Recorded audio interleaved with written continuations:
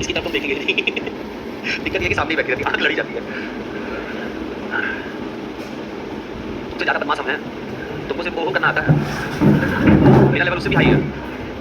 अपने उम्र अपने दायरे में रहोगे तो बहुत अच्छा रहेगा, हमारी उम्र को और दायरे को चैलेंज करोगे तो दिक्कत ना जाओगे। बदमाशी आप अपने ग्रुप के साथ क्या करेंगे? हुल्लड़बाजी अभी परसों की रात के 7:30 बैच छूटा हुआ था, 7:30 बजे बैच छूटा, 2 बच्चे नीचे बेसमेंट में मारपीट कर रहे थे। एक लड़की मुझसे आगे गई कि सर जाके छुड़ा दीजिए। मैंने कहा थोड़ी देर बैठ जाओ, नौबत जब खून निकलने की आएगी तब देखा जाएगा, अभी क्यों टेंशन लेना? भाई ये शरीर से थोड़ा खून निकलता है, अभी वो पत्थर उठाएगा, लास्ट मोमेंट में जाना चाहिए ना। शुरुआत में जब पता चला बच्चे लड़ाई कर रहे उसमें एक हाथ थोड़ी लग जाए, हम अपने दिल पे बात ले लें, है कि नहीं? और मैंने देखा मात्र 2 मिनट के अंदर लड़ाई कर दो, 2 मिनट के अंदर। तो तुम्हारे अंदर लड़ने की क्षमता, लड़ाई झगड़ा क्या होता है मेरे भाई? 1 मिनट 2 मिनट नहीं खेला, इतना छोटा सा बच्चा क्या लड़ाई करेगा किसी से? अब उसको किसी ने कुछ बोल दिया कि कोयल की आवाज़ है तुम्हारी, उसको बोला कि उसमें लड़ाई कर, कोयल की आवाज़ है, अच्छी बात है। तुम्हारे दिन पर मेरे साथ गाना सुनो, हम गाते तुम्हारे लिए ना, तुम्हारे लिए भी गाएंगे, तुम्हारी अपनी वाइफ के लिए भी गा देंगे, काहे टेंशन ले रहे हो? तो भाई अभी ठंडी बहुत जबरदस्त, ठीक है? हमारे भी एक चैप्टर बचा हुआ है, असम्पशन और कोर्स ऑफ एक्शन। क्या होता है क्लासिफिकेशन? ऑड वन आउट कैसा ऑड वन आउट? अब आप बैरोमीटर और थर्मोमीटर और स्पेगोमाइनोमीटर और टेम्परेचर में डिफरेंस ढूंढना होगा, कैसे ढूंढेंगे? एक क्लासिफिकेशन का सीट मिला है, सीट नहीं मिला आप लोगों को? ऐसा हो ही नहीं सकता है, क्लासिफिकेशन का सीट नहीं मिला है, किसी को नहीं मिला है, जिसमें सारे टेम्परेचर, जिसमें करेंसी, जिसमें मुद्रा, जिसमें कैपिटल, वही क्लासिफिकेशन है। मेरे ख्याल से बहुत पहले बता दिया है, और मेरे ख्याल से वो कहीं उपस्थित होगा नहीं आपके पास। मत दिखाओ मत दिखाओ मत, वो ऐसा नया का नया ही दिखा रहा है। चलिए आज हेडिंग डालिए एनालिटिकल रीजनिंग, थोड़ा सा एक्सप्लेन कर दे रहे हैं, कुछ क्वेश्चन लगा दे रहे हैं, और कल जो है उनके क्वेश्चन को आंसर कर देंगे, ठीक है? और आपका एक ब्लॉक चैप्टर का सेकंड सीट है ना, और सिलोजिज्म का सेकंड सेट, उसको लगा लीजिएगा, सैटरडे को उसका डाउट ले लेंगे, ठीक है? अब और है क्या बताइए ना, आप सिलेबस पढ़ लीजिएगा। पर नाम क्या है? अंजलि, अभी तक आ रहा है असम्पशन, एनालिटिकल रीजनिंग बिल्कुल है ना। देखिए असम्पशन क्या होता है, कार्यवाही क्या होता है, आप थोड़ा ध्यान से समझिएगा, ठीक है? हालांकि मैं बहुत प्रयास किया हूँ आपके साथ, अज्यूम करना, आप आपके दिमाग की साइड आप कौन सा स्टेप कहाँ पर लेते हो वो कभी हम थोड़ा डिसाइड कर पाएंगे, वो कौन डिसाइड कर पाएगा? आपको डिसाइड करो। इस शहर में फैक्ट्री को लगाना उचित है या अनुचित है, ये कौन डिसाइड करेगा? आपके लिए हम डिसाइड करेंगे नहीं ना, वो आप डिसाइड करोगे ना कि शहर में फैक्ट्री लगने से इंप्लॉयमेंट रेट बढ़ेगा, एकदम सही मैंने कहा इंप्लॉयमेंट रेट बढ़ जाएगा, और शहर में फैक्ट्री लगने से पॉल्यूशन लेवल बढ़ जाएगा। तो अगर 2 इंटेलिजेंट स्टूडेंट अगर आंसर दे देंगे और एग्जामर को सेलेक्ट करना पड़ेगा, क्या सेलेक्ट करेगा? दोनों ही सही है, लेकिन दोनों में से आप एक ही कर सकते हैं। फैक्ट्री लगाओगे तो हमारी इंप्लॉयमेंट में कन्वर्ट होगा, रोजगार की दरें बढ़ेंगी तो बेरोजगारी दूर होगा, सही बात है। लेकिन अगर आप फैक्ट्री लगाओगे उससे शहर का पॉल्यूशन लेवल क्या होगा, वो भी बढ़ सकता है। ये सब कौन सोचता है? दिमाग से सोचेगा, बाकी हम ट्राई करते हैं, ठीक है? चलिए हेडिंग डालिए, आप लोग ज़्यादा आपसे बात करने का मतलब होता है ना, आप लोग किसी दूसरी दुनिया में चले जाते हो। हेडिंग डालिए एनालिटिकल रीजनिंग, हिंदी इसकी कुछ नहीं है, ज़्यादा हिंदी लिखना चाहते हो लिख लीजिए बुद्धिमत्ता सोच।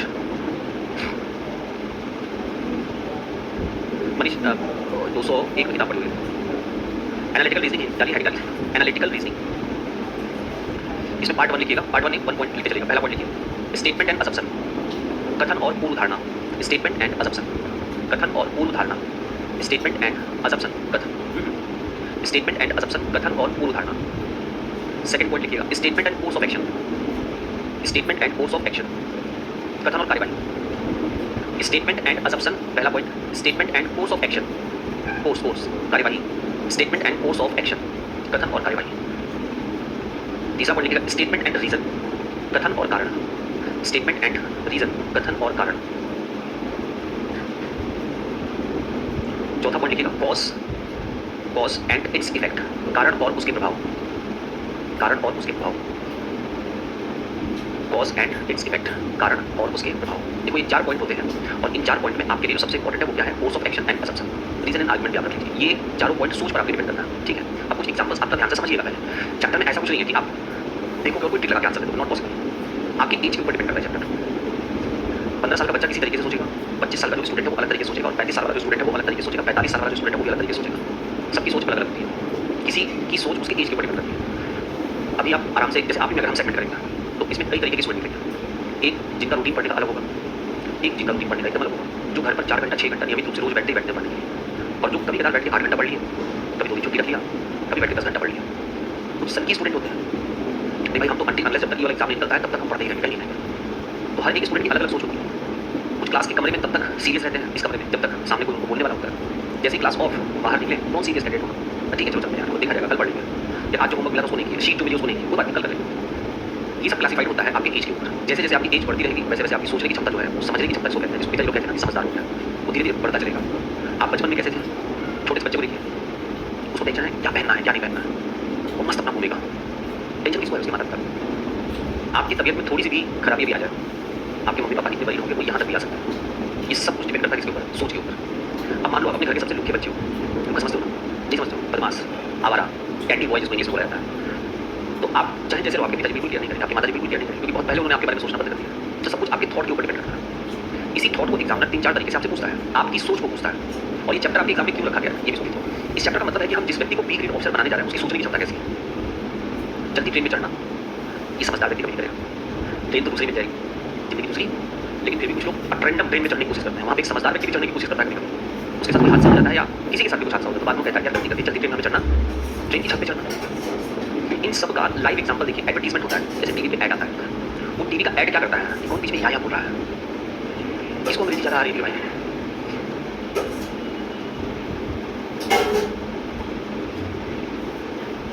इस चैप्टर में बहुत दिक्कत नहीं कर सकते, ऐसी बात नहीं। यही चैप्टर में सिर्फ पढ़ाता हूँ तो 7 लेक्चर जाता है। हमारे बैच में एक दिन से 10 मिनट ज़्यादा नहीं जा सकता।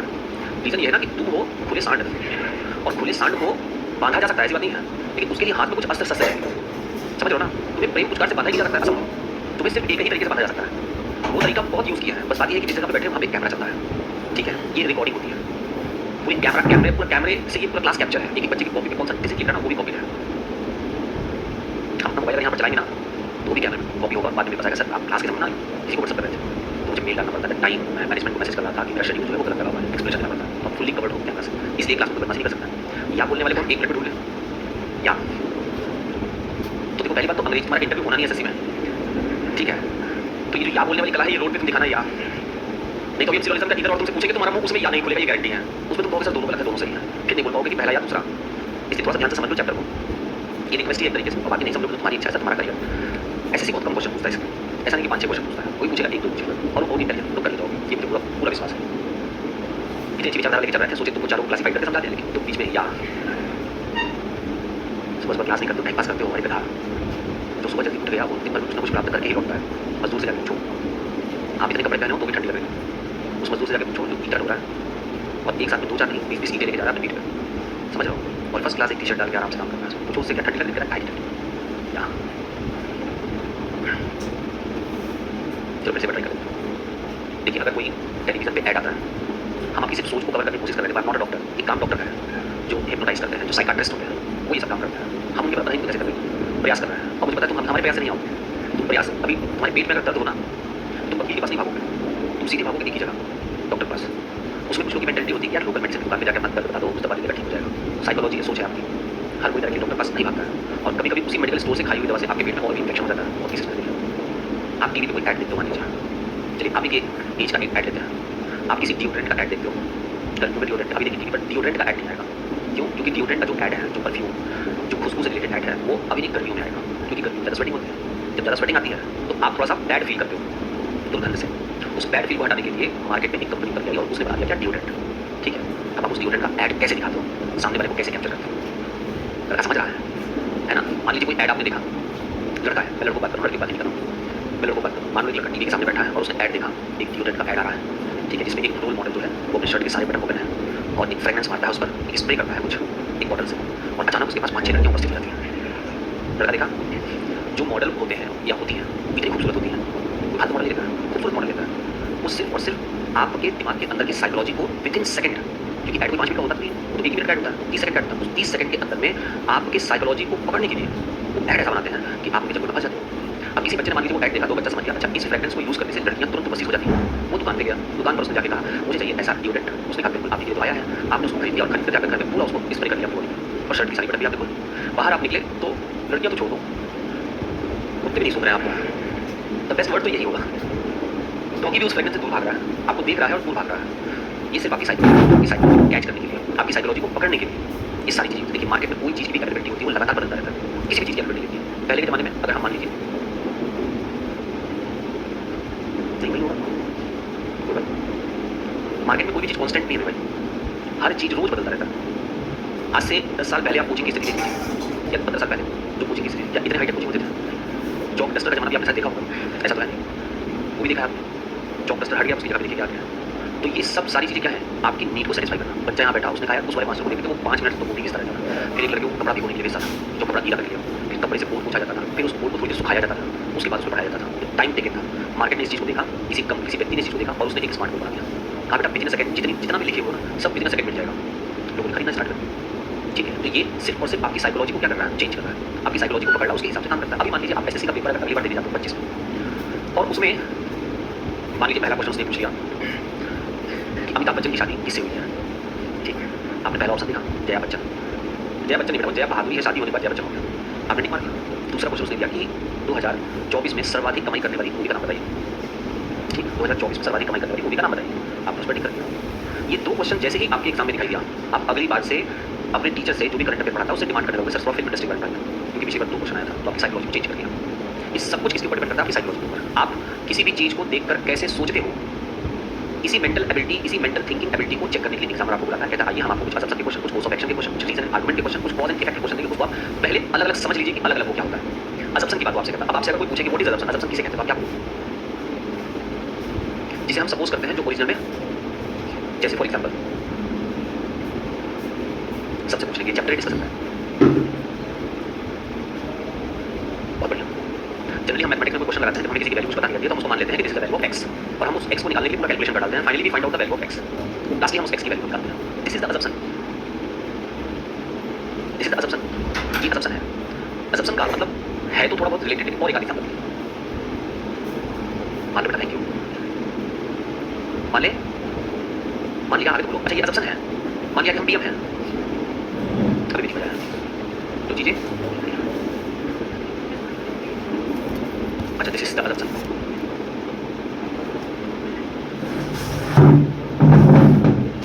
देखिए अस्यूम का मतलब ये होता है कि अगर कोई भी चीज आपके सामने आया है, उसके आगे की बात को कभी करना ही नहीं है। आप कहीं गैदरिंग नहीं कर सकते हैं, आप अकेले चल लीजिए, कर्फ्यू लगा हुआ है, मान लीजिए अभी एट प्रेजेंट यहीं पर बड़ी तेजी से पुलिस वैन गुजरे और कह दे कि भैया प्रयागराज क्षेत्र कर्फ्यू लग चुका है, बस वो इतना बोलते चले कर्फ्यू लग चुका है, कर्फ्यू लग चुका है। ठीक है, उसके इस शब्द का मतलब क्या है, जो जहाँ है वही रह जाए। अब तुम अगर उल्लंघन करके बाहर निकले ये कहने के लिए कि सर मैं दाल चावल बना के आया तो खाया नहीं हूँ, तो खाने जा रहा हूँ, तो कुछ और खिलाना स्टार्ट कर देगा। इस सरकार का नियम है, शब्द है, कर्फ्यू लग गया, इसका मतलब आप बाहर नहीं कर। धारा 144 लगने का मतलब क्या है, आप कहीं गैदरिंग नहीं कर सकते हैं, आप अकेले चल लीजिए, लेकिन आप कहीं गैदरिंग नहीं कर सकते हैं। इसलिए देखिए पॉलिटिकल पार्टीज हमेशा जहाँ पर आंदोलन होती है वहाँ पर सबसे पहले लगाता है कि उस क्षेत्र में धारा 144 लग चुका है, मतलब आप वहाँ गैदरिंग, अगर आप गैदरिंग करते हो पकड़े गए तो आपके ऊपर कानूनी कार्रवाई आरंभ कर दी जाएगी। इसलिए नेताओं को उठा के जेल में ले जाया था। जहाँ पर छात्र आंदोलन करते हैं वहाँ पर बड़े बड़े शिक्षक पहुँच के एक ही बात बोलते हैं, आप किसी भी तरीके की कोई बदमाशी मत करिएगा। उनके कहने का उद्देश्य सिर्फ इतना होता है कि बदमाशी करोगे बेटा करियर खराब हो जाएगा।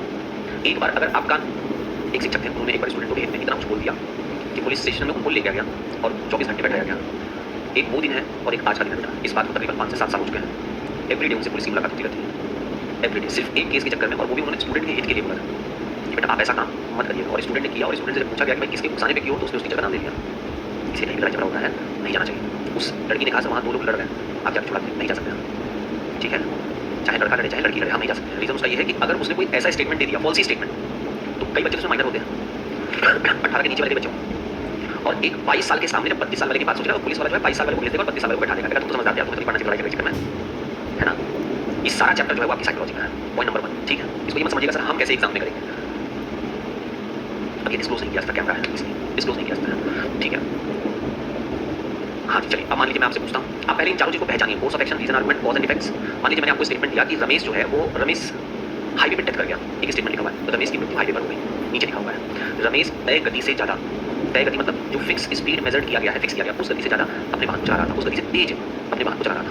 ये असम्पशन नहीं होगा, ये कार्यवाही नहीं होगा, ये कहलाएगा कॉज एंड इफेक्ट। जैसे आप देखिए जो कि पहाड़ी क्षेत्र में रहते हैं उनको घेंघा रोग, नाम सुना आपने, क्या होता है, गले में सूजन आ जाना, घेंघा रोग सबसे अधिक आपको पहाड़ी क्षेत्र में मिलेगा। रीजन, वहाँ के नमक में आयोडीन की मात्रा कम होती है, आयोडीन की मात्रा ज़्यादा नहीं होती है, कम होती है। जहाज, शिप जब नदी से समुद्र में उतरता है तो एक बार पहले बॉटम में जाता है। आप स्विमिंग पूल में कूदते हो तो आप सबसे पहले नीचे जाते हो, फिर ऊपर आ जाते हो, क्यों? क्योंकि आपके शरीर का जो भार है, ठीक है, जब आप स्विमिंग पूल में जंप करते हो तो आपके शरीर का पूरा भार पानी के ऊपर प्रेशर लगाता है, इसकी वजह से आप क्या जाते हो नीचे, तो आपके शरीर का जो प्रेशर है वो नीचे जाता है। लेकिन एक जगह पे जाकर पानी का प्रेशर क्या हो जाता है, ज़्यादा हो जाता है, और वो आपको क्या कर देता है, ऊपर की तरफ प्रोवोक कर देता है, ऊपर की तरफ फेंक देता है। This is a simple psychological reason. जो जितना हैवी रहेगा वो उतना डेप्थ में जाएगा, रहेगा कम डेप्थ में जाएगा, क्यों? क्योंकि अगर 50 किलो वाला व्यक्ति अगर पानी में कूदेगा तो एक एरिया के बाद पानी अपना डेंसिटी का जो प्रेशर होता है वो ऊपर की तरफ लगाना स्टार्ट कर देगा उसकी बॉडी पर, और उसको ऊपर फेंक देगा। वहीं पर अगर 1 क्विंटल वाला व्यक्ति पानी में अगर कूदेगा तो वो आपसे दोगुना नीचे जाएगा। कभी-कभी ऐसा भी होता है कि पानी की जो डेंसिटी है उसके शरीर पर इफेक्ट नहीं करती है, वही व्यक्ति नीचे बैठ जाते हैं जो ज़्यादा वेटेज वाले होते हैं। खैर एग्जांपल देने बैठेगा, बहुत सारे एग्जांपल हैं। देखिए कुछ चीज़ें एकदम फिक्स हैं, ये कभी धारणा नहीं हो सकता है, ये हमेशा फिक्स रहता है, ये कभी धारणा नहीं हो सकता। जैसे यहाँ पे जो लिखा हुआ है इसको पढ़िए एक बार, क्या-क्या लिखा हुआ है।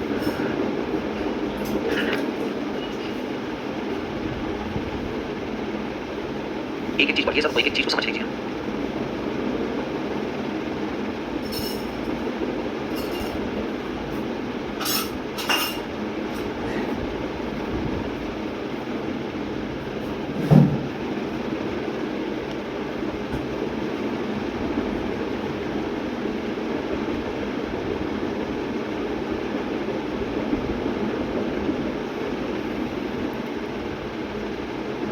बढ़िया। अब आप बताइए, क्या ये डेथ ऑफ ह्यूमन, मनुष्य का मरना, ये कोई असम्पशन है?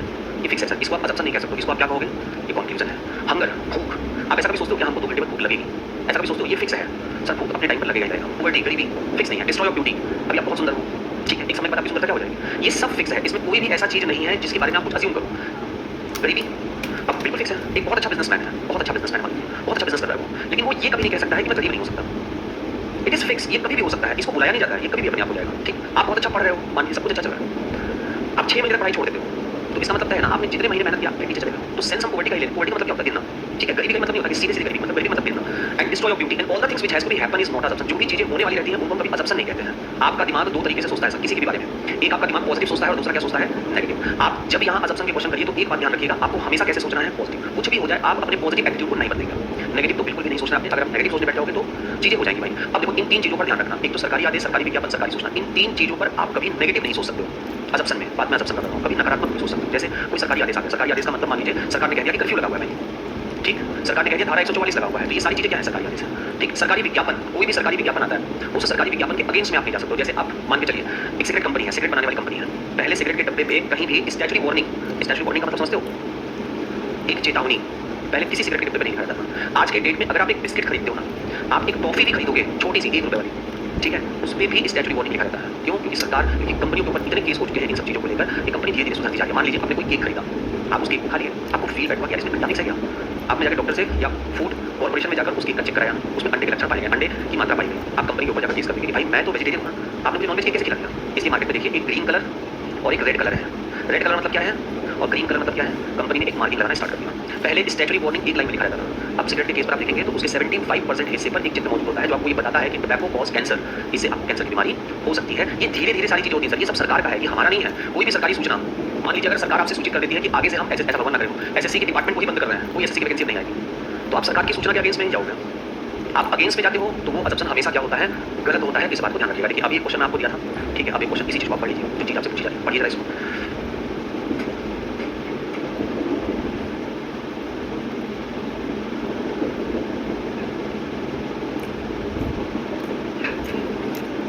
क्या बोल रहा है? ऑप्शन अभी भी गलत है। ब्रांच मैनेजर अपने सहयोगियों को कहते हैं कि मार्च के अंत हमेशा व्यस्त रहते हैं। ब्रांच मैनेजर अपने एम्प्लॉइज को, सहयोगियों को क्या कहते हैं कि मार्च के अंत हमेशा, बेटा आप मार्च मंथ को समझो ना, मार्च मंथ का मतलब क्या होता है? It is a financial closing year.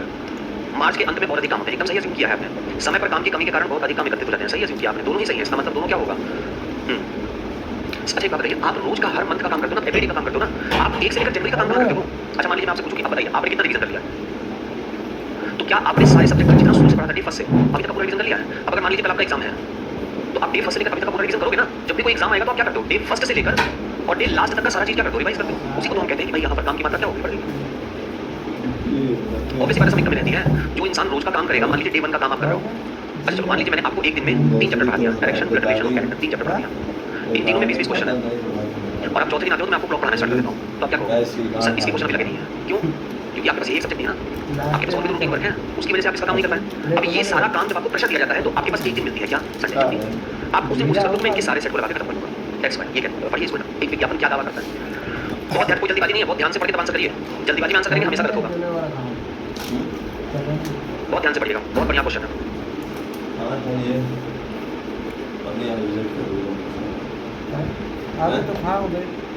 इसको पढ़िए। एक विज्ञापन क्या करता है? देखो मेरे भाई, हर जगह ना शब्द अलग अलग मिलेंगे, तो हर जगह हम आपकी हेल्प नहीं करेंगे, आप इसको तो खुद प्रिपेयर होइए थोड़ा। दावा कौन करता है? ये दावा करती है कि ये हाथी से लड़ जाएगी। वो दावा करता है कि वो कुछ भी कर सकता है, वो आकाश में उड़ सकता है। दावा एक शब्द होता है जिसका मतलब होता है कि I can do it only, मैं ही इसको कर सकता हूँ और कोई नहीं कर सकता है। आपके ग्रुप में कोई बच्चा कहता है दावा करता हूँ यार 2025 में एग्जाम निकाल दूंगा। वो दावा कर रहा है तो ऐसे स्टेटमेंट नहीं बोल रहा है भाई। दावा करने का मतलब है कि उसके पास कुछ जेन्युइन रीजन होंगे तभी वो बोल रहा है। ये दावा करता है कि हम भारत में सबसे अच्छी बाइक का निर्माण करते हैं। मतलब ये मान लीजिए कोई भी इससे अच्छी बाइक नहीं बनाता। कोई कंपनी अगर आपके सामने पेन का ऐड कर रहा हो, ये कहता है कि मैं दावा करता हूँ इस पेन का रिफिल कभी नहीं खत्म होगा। इसका मतलब मार्केट में कोई ऐसा अभी पेन बना ही नहीं है जिसका रिफिल खत्म ना हो। तो कहाँ इसमें पॉजिटिव नेगेटिव आ रहा है? कहाँ इसमें ऐसा कुछ पॉजिटिव क्या आ रहा है? एक विज्ञापन दावा करता है, पॉजिटिव नहीं, वो एकदम श्योर है। दावा करता है कि हम भारत में सबसे अच्छी बाइक का निर्माण करते हैं जिसमें तीव्र गति के साथ साथ अद्वितीय सुरक्षा सुविधाएं भी हैं। इसका मतलब ऐसी सुरक्षा, तीव्र गति देने वाला कोई दूसरा बाइक नहीं बना है और ऐसी सिक्योरिटी सर्विस देने वाला या फीचर्स देने वाला कोई बाइक नहीं बना है। ये दावा करता है। इस वर्ड को समझिए, यही वर्ड है। भारत में ऐसी सुरक्षा सुविधा वाली कोई अन्य बाइक नहीं है। एकदम सही है। ये मैं दावा करता हूँ ये पेन सबसे अच्छा इस बोर्ड पे चलता है। इसका मतलब मार्केट में कोई पेन ही नहीं है इस बोर्ड पे इतना अच्छा चलेगा। और लोग इस कीमत की बाइक को खरीद सकते हैं, ये भी सही है। कोई चीज़ मार्केट में तभी लाई जाती है जब लोग उसको खरीद सकते हो। चाहे वो डिओड्रेंट आपको दिखाया जाए, चाहे आपको फेयर एंड हैंडसम क्रीम दिखाया जाए, वो दिखाते ही इसलिए है कि लोग इस चीज़ को क्या कर सकते हैं, खरीद सकते हैं, इसलिए दिखाया जाए, इसलिए दोनों सही है। अब आप इसमें पूछ सकते हैं सर क्या आपको चीज़ें खराब दिख रही? बेटा उसको हटा दो, उससे अलग पार्ट है, ये अलग पार्ट है।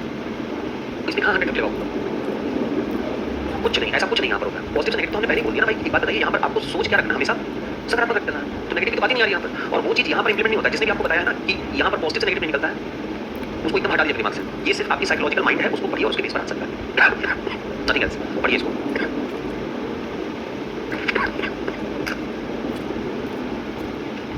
बताओ क्या होगा? चलिए दोनों ठीक ठाक चल रही है। बैठ लगा दी हो? चलिए आइए एक असम्पशन और कोर्स ऑफ एक्शन के क्वेश्चन देखते हैं। ये लो खा लो।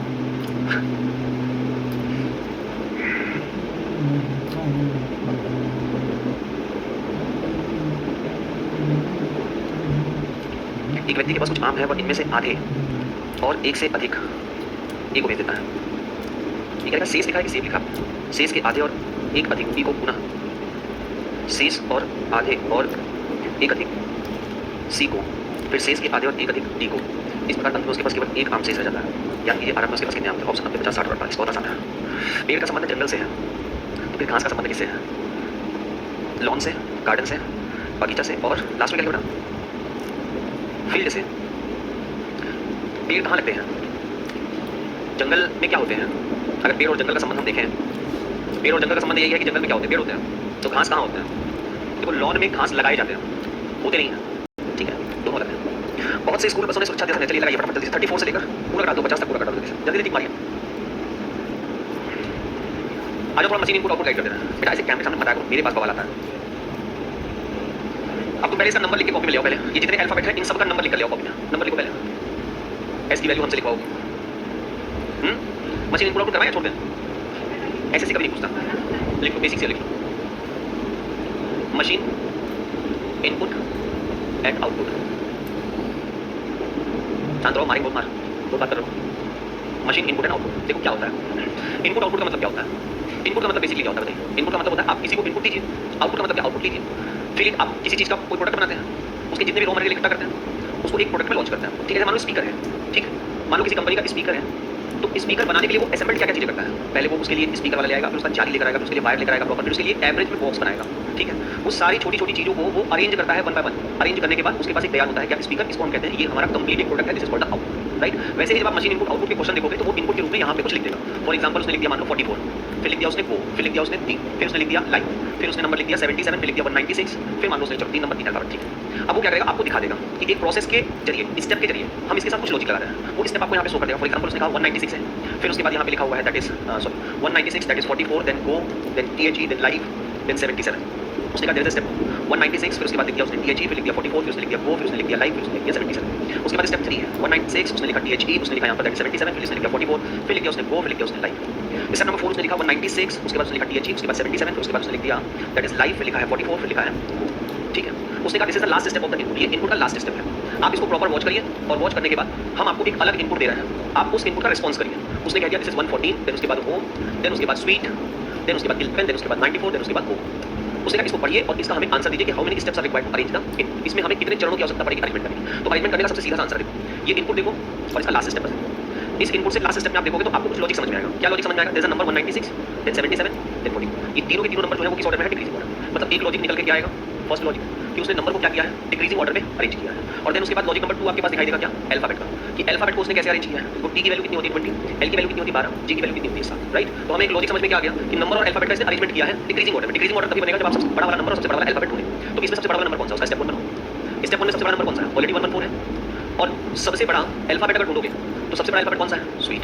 तो इसको अरेंज करके बाकी सबको वैसे ही लिख दो, होम लिख दो, 11 लिख दो, 94 लिख दो और वो लिख दो। स्टेप नंबर 2 114 है, स्वीट है, ठीक है। अब बड़ा नंबर कौन सा है, 94, बाकी सबको वैसे ही लिखो। एक स्टेप में एक चीज को केवल फाइंड आउट करो। स्टेप नंबर 3 में लिखेंगे 114, यहाँ स्वीट लिखेंगे, 94 लिखेंगे, ठीक है। अब उसके बाद में क्या चाहिए, अल्फाबेट चाहिए। ऑलरेडी होम एक बड़ा अल्फाबेट है, यानी 8 इसकी वैल्यू के साथ और 11, तो हमें बनाने की आवश्यकता ही नहीं है। स्टेप 2 पे ये ऑलरेडी वैसे ही अरेंज हो चुका है जिस तरीके से इस इनपुट को यहाँ पर अरेंज करके दिखाया गया है। तो ये क्वेश्चन में आपको गिवन रहता है, इसको हमें पढ़ना रहता है और इसके बेस पर हमें आंसर करना रहता है। अब यहाँ पर देख लीजिए, सबसे बड़ा नंबर हो गया, उससे छोटा नंबर हो गया, उससे छोटा।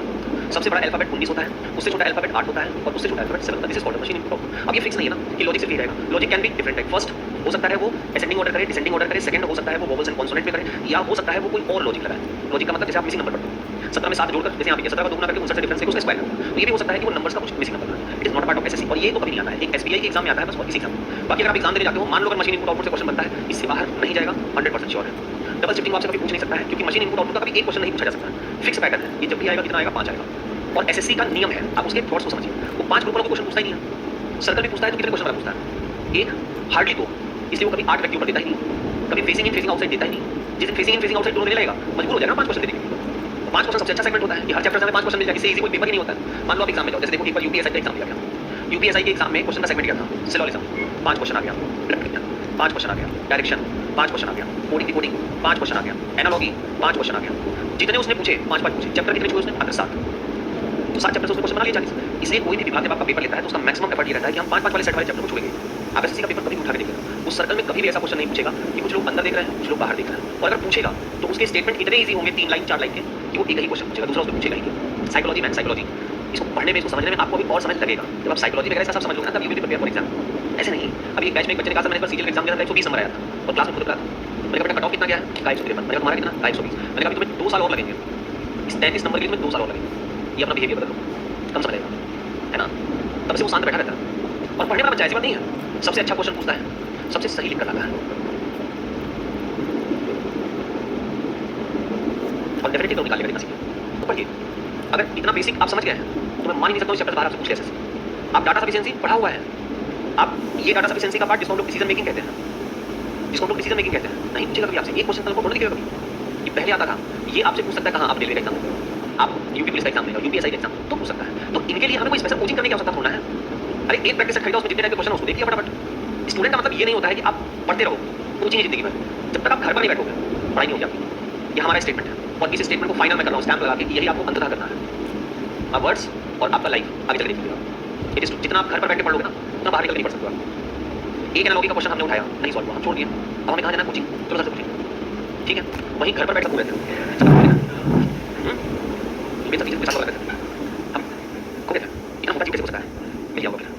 चलिए बताइए, सेवा हो सकती है, बस ये क्वेश्चन लगाएंगे, ठीक लगा इट्स ओके। तो बस आपको अप्लाई करना है ना ऐसे चीजें पैकिंग में बोलेंगे, बस आपको ऐसे चीजें करना है, कौन सा छोड़ दीजिए, इन बस कोई नहीं करिए, जैसे फ्लो वाइज होता है, ठीक है। और पंक्ति पे साउथ और नॉर्थ दो डायरेक्शन रखना, इसको छोड़िए, दो समांतर पंक्तियों में रखना, इसको छोड़िए, ये सब नहीं पूछते। ऐसे पूछता है मैक्सिमम 4 लाइन होना चाहिए, ठीक है। ऐसे पता आपको करना है तो आप रेलवे को कर लीजिए, क्योंकि उसमें जितने पद दिए हैं सारे छोटे-छोटे हैं, अब सारे लगेंगे, क्योंकि उसमें मिलेगा 4 5 कंडीशन से कंडीशन देंगे, 4 लोग बैठे हैं, 4 लोग ऐसा करें, फिर 6 तो बात नहीं किया, आज नहीं किया, तो संभावना एकदम है। ऐसे का पैटर्न समझ भाई, हम बता रहे हैं, एक मिनट, ऐसे कभी ऐसा क्वेश्चन नहीं पूछता है आज तक जिस पैसे में 3 से क्वेश्चन बन जाए, 4 से क्वेश्चन कोई पूछे नहीं, मतलब ऐसा कोई क्वेश्चन कभी नहीं पूछता जिसके बेस पर 4 क्वेश्चन बने। जैसे आप सर्कल देखिए, पूरा कर लीजिए, सर्कल को कभी पूछेगा 5 से नहीं पूछेगा, कभी व्यवसाय के साथ facing in facing out, facing in facing out कितने लोग 4 लोग बैठे हैं, 5 लोग बैठे हैं, इज वेरी इजी। वो ऐसा कोई क्वेश्चन देगा जिसमें 4 5 क्वेश्चन बनेगा, ये ऐसे पैटर्न फिक्स एकदम। और बैंकिंग से काफी करता है, वो हमेशा क्वेश्चन देगा 4 क्वेश्चन बैठेगा, क्योंकि बैंकिंग में नंबर ऑफ क्वेश्चन को कम दे रहे हैं, ठीक है। उसको 35 क्वेश्चन 30 क्वेश्चन दे रहे हैं, 30 35, एसबीआई लेगा 35, आईबीपीएस लेगा 30 क्वेश्चन, उस 30 क्वेश्चन का फिक्स रहता है टारगेट, एक लाइन का क्वेश्चन दिखाई देगा, इसमें 2 समांतर पंक्ति बैठाना है, एक सर्कल दिखाई देगा विद प्रोफेसर 100% 5 5 10 हो जाता है।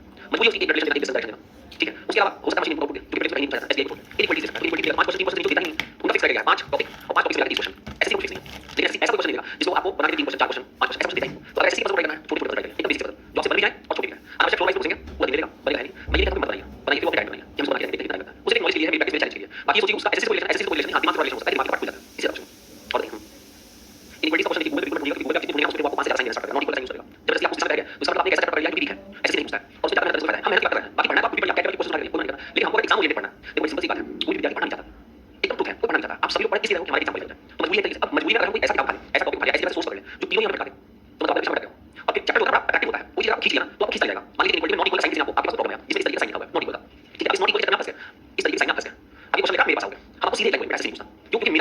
चेक करिए, मैंने किसी को बोला है, लेकिन आप किसी और के पास चले गए, अगर सपोज करो आप किसी और का डिपेंड हो या आप किसी और के पास चले गए, उसमें तुरंत आपको मल्टीपल आएगा, तो आपके दिमाग में साइकोलॉजी मल्टीपल आता है, एकदम हाथ जोड़ के चलिए, मैंने क्या बताया, मैक्सिमम बच्चा को देख लीजिए पास करता है ना, आपको जब क्वालीफाई किया उसके बाद बैठो, ये पढ़ाई लिखाई सारा कंप्लीट करके ज़्यादा अच्छा है जो पास किया उसके बाद बैठो, क्योंकि उसके पास फाइनल नॉलेज है, ठीक है, हमने एग्जाम दिया है, हमने यही किया है, हमको क्या हमारे दोस्त ने कहा इसे पढ़ना चाहिए, फालतू में जब उसे एकदम परफेक्ट चीज़ बताएगा कि ये चीज़ पढ़ना चाहिए, तब लगा फालतू मेहनत करते हैं, आप कितना टाइम वेस्ट करोगे, एग्जाम 2 दिन पहले, कितने साल का पढ़ोगे, एक साल, हम सोचते हैं 3 महीने 6 महीने ऊपर जाता है, अब मान लीजिए अगर उसने 1 साल पहले का 2-3% दिया, तो 2-3% भी हम 1 साल का नहीं पढ़ सकते ना, नहीं तो बैठ के तुम इंडिया बुक खरीदो, दूसरी बुक खरीदो, उसको पढ़ो। करंट अफेयर्स का मतलब ये है कि आप तो एक बहुत पतली सी मैगज़ीन आती है, न्यूज़ एंड इवेंट के नाम से, ठीक है, नहीं पता होगा, बहुत शानदार मैगज़ीन है, जितनी करंट अफेयर की बुक पतली होगी इसका मतलब उतना ही समराइज़ करके लिखा है, जितनी मोटी होगी उतना लेंदी होगी, उसमें डाटा डाला होगा, है ना, तो हम पतली करंट अफेयर रात को आराम से पढ़ते हैं, सुबह सो जाते हैं, रात को पढ़ते हैं, सो जाते हैं, हाँ, करंट अफेयर्स नहीं होती है भाई, आप ट्राई करके देखना, आप रात को बिस्तर पे जाइए और न्यूज़ एंड इवेंट पतली होती है, कहीं जाएगी, कहीं जाएगी, जेब में आपको पतली होती है, आप उसको पढ़ते रहिए 3-4 बार आपको नहीं जाएगी, उससे पढ़ने में चाहिए नहीं है, मोबाइल देखोगे नहीं जाएगी, और मन करेगा, देखते रहो, लेकिन न्यूज़ एंड इवेंट पढ़ लिया, कोई करंट अफेयर पढ़ लिया, तो नहीं जाएगी, जिनको नहीं पता रात को नींद आती है उनके लिए सबसे बढ़िया मेडिसिन है, या आप रात को एक पसंद खा लीजिए, 2 ही चीज़ होगा, या तो आप दिमागी रूप से थोड़े अजीब दिखाई देंगे, या फिर आप 1-2 बार ट्राई करेंगे, उसके बाद 10-20 गालियाँ देंगे और उसके बाद सो जाएंगे, पक्का दिमाग खटता है, साइकोलॉजी चीज़ है, इन सब चीज़ें एकदम सेफ प्रोटेक्शन रहेगा आपको काम करना तभी, लेकिन ऐसे सीरियस लीजिए, अगर सही पढ़ेंगे बहुत अच्छा है, कितना पढ़ेंगे बताइए, कितने दिन पढ़ेंगे बताइए, 2 ही चीज़ है स्टूडेंट के पास, कितना पढ़ना और कितने दिन तक पढ़ना है, 2 टारगेट लेकर चलोगे जीवन में बहुत जल्दी तक समझ जाओगे, जिसने भी एग्जाम क्वालीफाई किया उससे पूछिए, वो लास्ट आपसे कहेगा कि 2 साल मैंने वेस्ट किया है, क्या हाथ जोड़ कर, तो मैं बता रहा हूँ, आप हमसे पूछो तो सीधा मतलब ऐसे कोई दूर मतलब नहीं, थोड़ा सा कहता है क्या कहता है, तो सही हो सही, बोलिए, नंबर 6 का है, लिख लाए हो, वो लिखिए तो सब लगा अरे सही तो रहता है सर,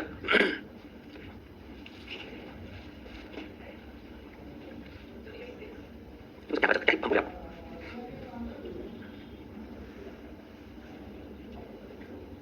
ये 3 का संबंध 3 से है, 3 का संबंध किसी और से भाई, चलिए 2 क्वेश्चन लिखिए आपको, देखो इधर पढ़ने से अच्छा है ना, बैठ के अपना स्पीड बना लो, उससे अच्छा कुछ है नहीं आपके पास, जितना पढ़े हो मुझे 100% विश्वास है सब भूल चुके हो, अभी आपके सामने ये क्वेश्चन लिख दिया जाएगा, आधे से ज़्यादा मछली किस तरफ मिलेगा, 2 5 6 6 1 3 और 2 1 क्वेश्चन मार्क, बता दो आंसर बताइए, 4 आएगा, जो भी पहला ऑप्शन 4 और बताइए, 4 आएगा, कंफर्म हो, 5 का 45 से संबंध है, 3 का संबंध 3 से है, 6 का संबंध किससे है, अगर ये बता 48 है, 52 है, 96 है और 63 है, और एक मिसिंग नंबर क्या है 6 21 14, कौन सा, ये हो गया, बस एक ही बचा या फिर 48 मांग, 4 है, 6 तो 5 हो गया, 6 1 3 हो गया, 4 हो गया, 2 1 क्वेश्चन मार्क, मेरा पॉसिबल कांट बी डिटरमाइंड होगा, कांट बी डिटरमाइंड, बोले कांट बी डिटरमाइंड बोलो 6 बोलो, एक बार बैलेंस करके लिख दीजिए, हैं, हम कहाँ भागे हम रुके ही हैं, समझ से पढ़ाएंगे साहब नहीं पढ़ाएंगे, क्वेश्चन कहीं पूछ सकता है,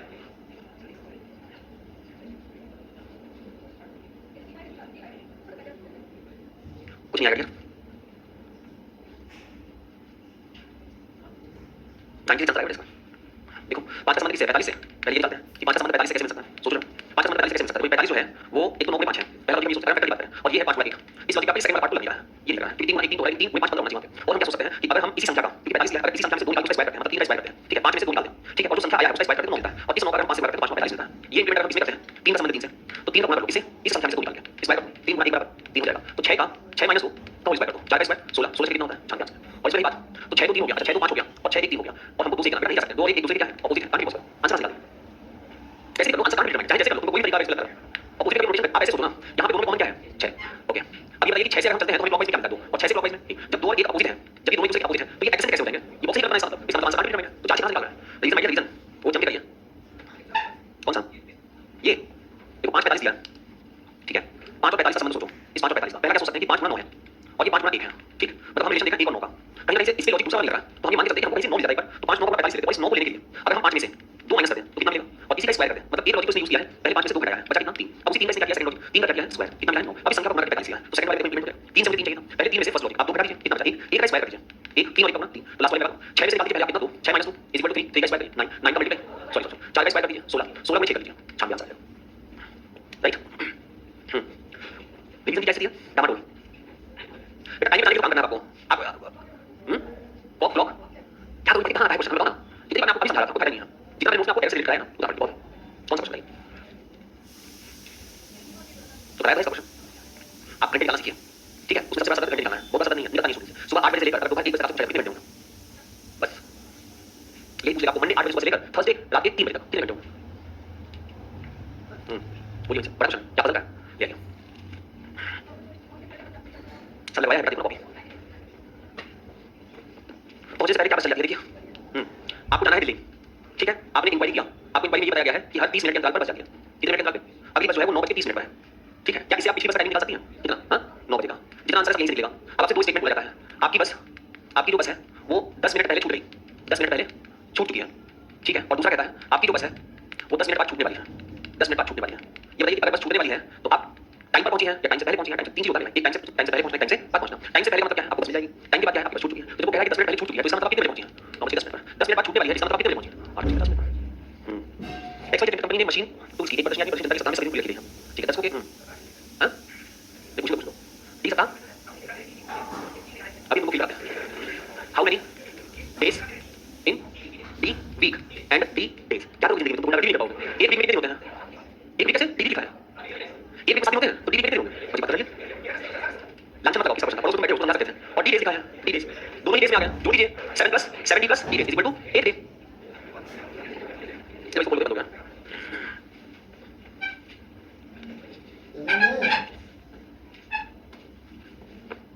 दर्शकों के संकेत प्रवेश बच जाएगा। प्रवेश पास का संकेत हर 1 घंटे के बाद विशेष नियम के अनुसार जैसा नीचे दर्शाया गया है। पहले बैच प्रवेश समय 9 बजे, अंतिम बैच प्रवेश समय 7 बजे, प्रत्येक बैच प्रवेश के लिए 1 घंटे है। और इसमें होना समय को 1 से 2 दिन है। Course easy set for the each years course.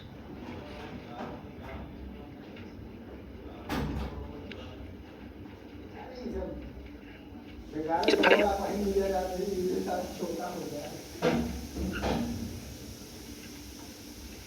ठीक है, मशीन इनपुट आउटपुट का क्वेश्चन है। अब इसे 3 सेट बनाने पड़ेंगे।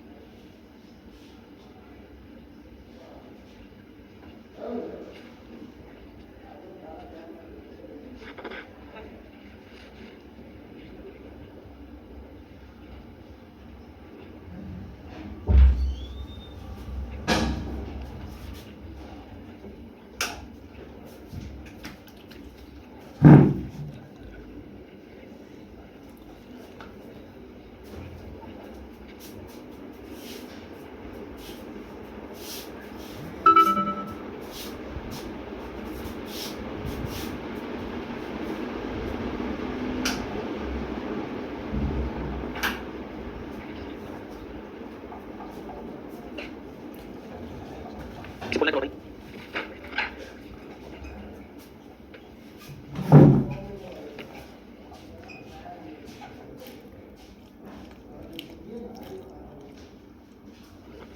देखो इसमें पहला केस तुम ये कर सकते हो कि जितने भी संकेत लिखे हैं 9 से 10 के पास 10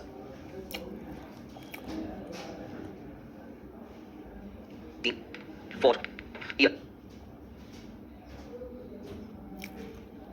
set for each years and बोल।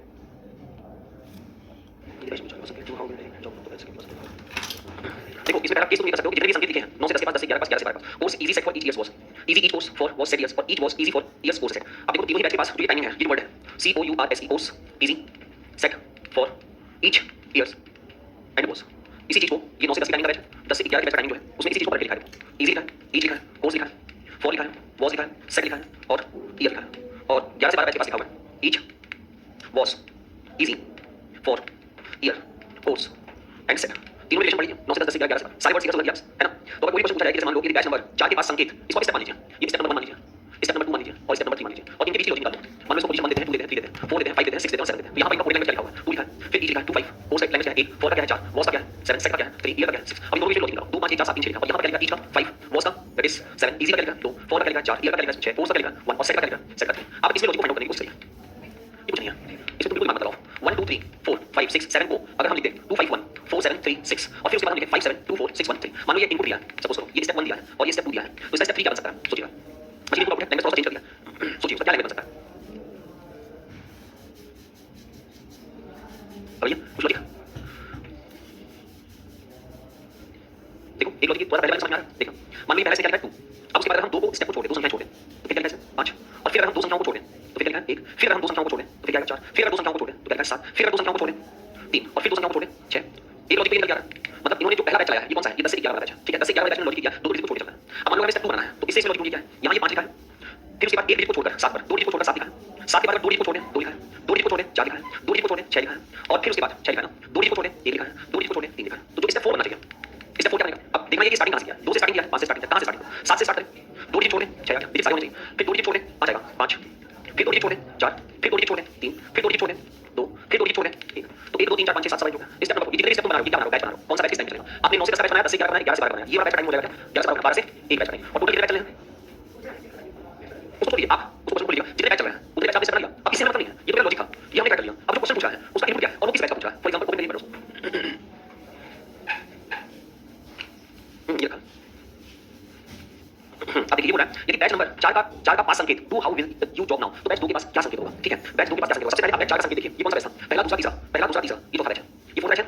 लेकिन फोर्थ बैच का इससे मतलब नहीं है, फोर्थ बैच का जो पासपोर्ट दिया गया है वो क्या दिया गया है, do how will the you job now, ये दिया गया है। अच्छा ये बैच क्या है, ये 1 2 3 4 5 6 7 इसमें तो साथ ही है ना, 7 इसमें भी ना, तो ये डिजिट पूछ रहा है कि बताइए बैच 2 के पास क्या संकेत होगा। इससे वापस यहाँ बैच 2 के पास चाहिए, आपने कौन सा बनाया, पहला बैच दूसरा बैच तीसरा बैच और चौथा बैच, चौथा बैच में दिया है, चौथे बैच से हमें दूसरे बैच के पास, तो इसके पहले वाला बैच होगा उसका कोड क्या बनाना है, 5 7 2 4 6 3, इसको ऐसे लिखिए, ठीक है। हाँ टाइम इसको ऐसे लिखिए पहले, ये लिखा हुआ है, इसको लिखिए 5 7 2 4 6 1 3 और इसके पहले वाला बैच होना चाहिए, वो कौन सा बैच होना चाहिए, 2 5 1 4 2 5 1 4 7 3 6 7 3 6 या फिर ऐसे लगा देंगे। बैच 2 के पास जो आना चाहिए था वो क्या आना चाहिए, बैच 2 के पास पहले 2 आना चाहिए था, 2 में क्या है जॉब, सारे ऑप्शन कैंसिल चल रहे हैं, ठीक। फिर उसके बाद आना चाहिए 5 जॉब विल, एक ऑप्शन कैंसिल हो गया, नाउ लिखा हुआ है बी ऑप्शन, उसके बाद आना चाहिए नाउ, तो नाउ मिला, job will now, job will now, एक ऑप्शन कैंसिल हो गया, उसके बाद आना चाहिए 3 मिल रहा है आपको पहले ऑप्शन में, नहीं हां पहले ऑप्शन में और दूसरा ऑप्शन में, उसके बाद आना चाहिए मतलब कहने के लिए कि मान लीजिए आपको दिया गया है बैच 4 का कोड दिया गया है do how will the you job now, ठीक है। मान लीजिए आपकी क्या है, ये बैच 4 है और आपको बताना है बैच 2 का कोड, ठीक। बैच 2 का कोड दिया है, इसका ऑप्शन दिया गया है, ऑप्शन लिख दो, ठीक। पहला ऑप्शन लिखा है job will now the do you how, दूसरा ऑप्शन लिखा हुआ है job now will the do you how, तीसरा ऑप्शन लिखा हुआ है job will how the do you now, चौथा ऑप्शन लिखा हुआ है job will the now do you how, और लास्ट ऑप्शन है इनमें से कोई नहीं, हमें निकालना है ऑप्शन, ठीक। अब बताइए ये तो कोड है बैच 4 का, बैच 4 का कोड क्या था 7 6 5 4 3 2 1, 7 6 5 4 3 2 और 1। हमको बताना है बैच 2 का कोड, बैच 2 का कोड क्या है 2 5 1 4 7 3 6 2 5 2 5 1 4 7 3 6 2 5 1 4 7 3 और 6, ठीक है। अब क्या दिया गया जॉब 5 पर क्या दिया गया विल, 1 पर क्या दिया गया नाउ, 4 पर क्या दिया गया दी, 7 पर क्या दिया गया डू, 3 पर क्या दिया गया यू और 6 पर क्या दिया गया हाउ, मेरा ये ऑप्शन जॉब मिला चारों में, विल मिला है नाउ कैंसिल हो गया, नाउ मिला है नाउ मिला हां ये कैंसिल हो गया, 2 बचा है 3 मिला यस मिला, 2 मिला यस मिला, यू मिला यस मिला, हाउ मिला यस मिला, दोनों ऑप्शन सेम ही लिखा है, चलिए हाउ है ना, हां इसको काट दीजिए, हमें नाउ चाहिए job will now the do you how, ये आपका ऑप्शन मिलेगा। मशीन प्रॉब्लम एक देखो ये जो पैटर्न हमको दिखा है ना, हमें इसको क्रैक करना है, ठीक है। सारा इंटेलिजेंस इसमें है, ये क्रैक उसके बाद हम जो सब क्रैक कर लेंगे, लेकिन सब आता है ऐसे, बैंकिंग का प्योरली बैंकिंग का ऐसे पूछ सकता है इसको ना, पूछेगा और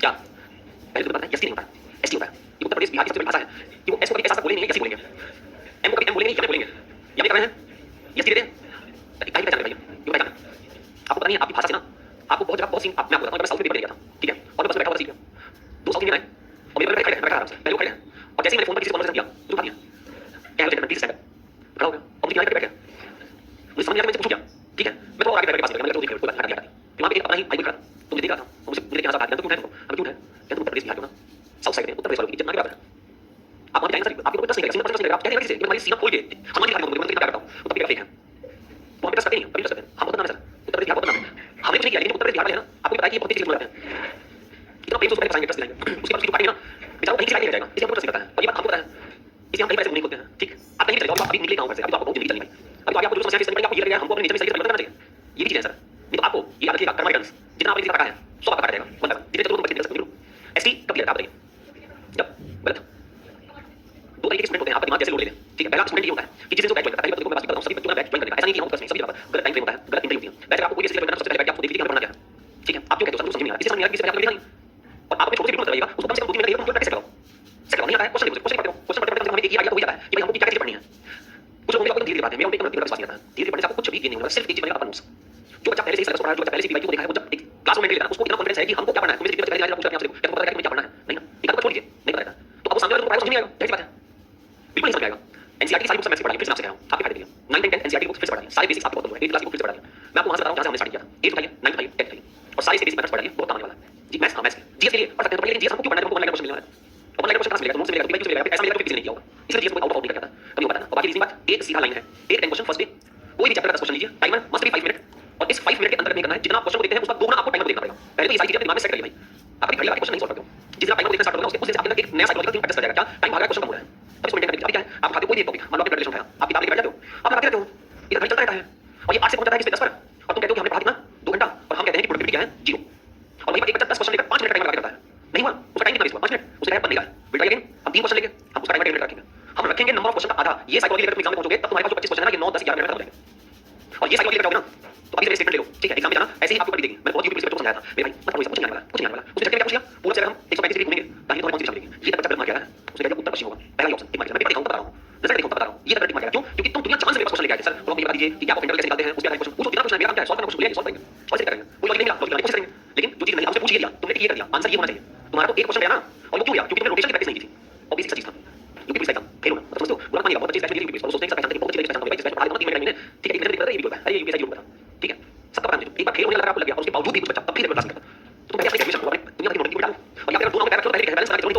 खत्म हो जाओगे बैलेंस बना के चलो।